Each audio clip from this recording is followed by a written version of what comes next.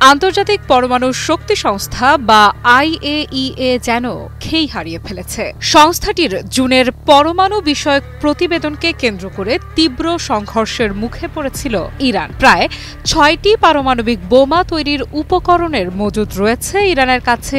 এমন মন্তব্যের পরই দখলদার ইসরায়েল ও তার অভিভাবক যুক্তরাষ্ট্র ইরানকে থামাতে মরিয়া হয়ে ওঠে এবং এক পর্যায়ে ইরানে বোমা পর্যন্ত নিক্ষেপ করে। তবে শেষ পর্যন্ত তেহরানের তীব্র প্রতিরোধের মুখে খুব একটা সুবিধা করতে পারেনি পশ্চিমারা। সাময়িক একটা যুদ্ধবিরতির পর্দার আড়ালে ফুঁসছে দুই পক্ষই।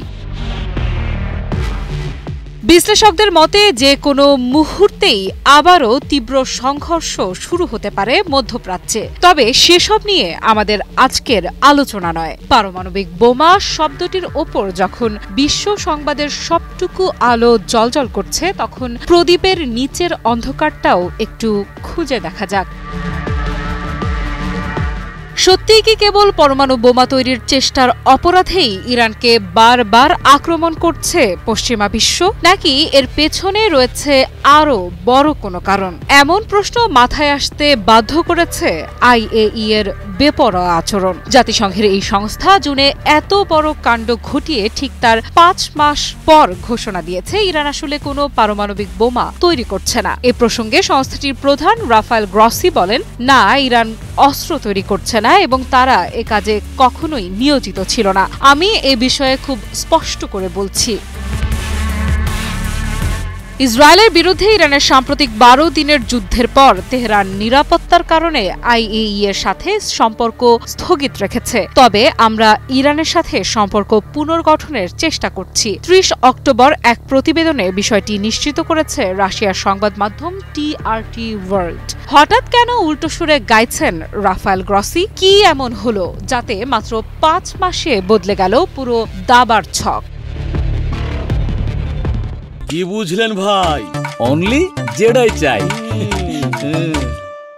বিশ্লেষকদের মতে IAEA মূলত পশ্চিমাদের হাতের অন্যতম হাতিয়ার। মধ্যপ্রাচ্যে নিজেদের আধিপত্য জারি রাখতে যুক্তরাষ্ট্র সংস্থাটিকে নিজেদের মতো করে ব্যবহার করে যাচ্ছে। পরমাণু বোমা তৈরি করছে ইরান, এটা মূলত পশ্চিমাদের অজুহাত। যেখানে ইরান বারবার বলেছে দেশটির পারমাণবিক কর্মসূচিতে অস্ত্র তৈরির কোনোই সম্পর্ক নেই। তাদের এই কর্মসূচি বেসামরিক খাতে নানামুখী উন্নয়নের জন্য এগিয়ে নেওয়া হচ্ছে। তবে সেটি মানতে নারাজ পশ্চিমারা। তাদের দাবি, বেসামরিক খাতে পারমাণবিক কার্যক্রমের জন্য পরিশুদ্ধ ইউরেনিয়ামের কোনো প্রয়োজন নেই। এমন ভিত্তিহীন অভিযোগ তুলে দখলদারেরা মূলত ব্যাপক হামলা চালিয়ে উদীয়মান এই শক্তিকে চিরতরে ধ্বংস করে দিতে চায়। কিন্তু পারমাণবিক বোমা যদি মূল কারণ নাই হয়ে থাকে, তবে কেন এই বিদ্বেষ? বিশ্লেষকেরা বলছেন, যুক্তরাষ্ট্র তার অন্যতম ঘনিষ্ঠ মিত্র দখলদার রাষ্ট্র ইসরায়েলের মূল উদ্দেশ্য ছিল ইরানের বর্তমান নেতৃত্ব ও সরকারের পতন ঘটিয়ে নিজেদের পছন্দ মতো পাপেট সরকার গঠন, যা ছিল এত সব অভিযোগ ও হামলার মূল কারণ। খামেনি সরকারের পতনের মাধ্যমেই মধ্যপ্রাচ্যে নিজেদের অক্ষুণ্ণ গৌরব ধরে রাখবার ব্যর্থ কৌশলের নীল নকশার নামই জুনের operation rising line. Afrida Ifrat, news 24।